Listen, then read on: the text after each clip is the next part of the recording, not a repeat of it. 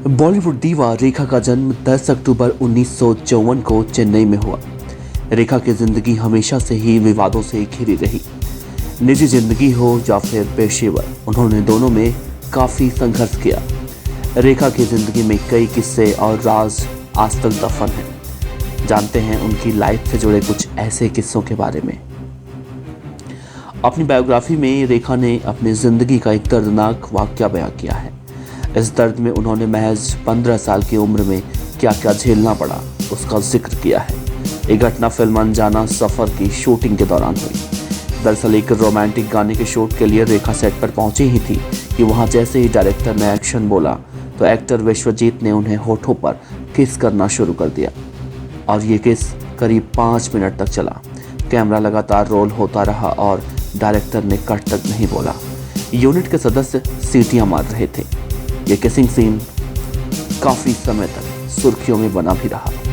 इस पर sensor board ने कैंची लगाने की कोशिश की थी, लेकिन इसके बाद ये मामला कोर्ट तक पहुंच गया।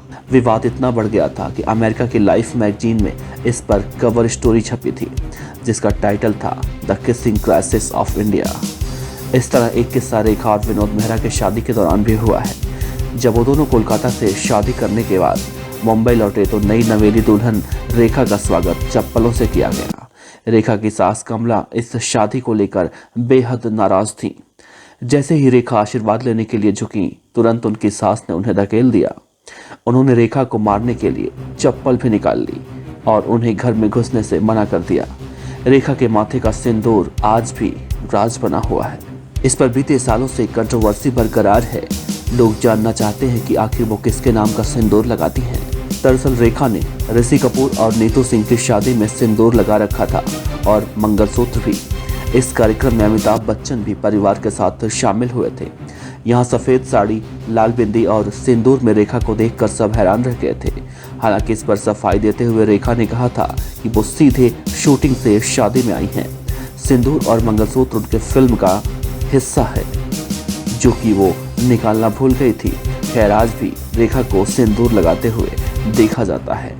सिंदूर पर एक्टर पौने तेस्तर की पत्नी ने कहा था कि रेखा अमिताभ के लिए सिंदूर लगाती हैं, जबकि रेखा ने एक अवार्ड फंक्शन में कहा था कि वो जिस शहर से आती हैं वहां सिंदूर लगाने का फैशन भी है।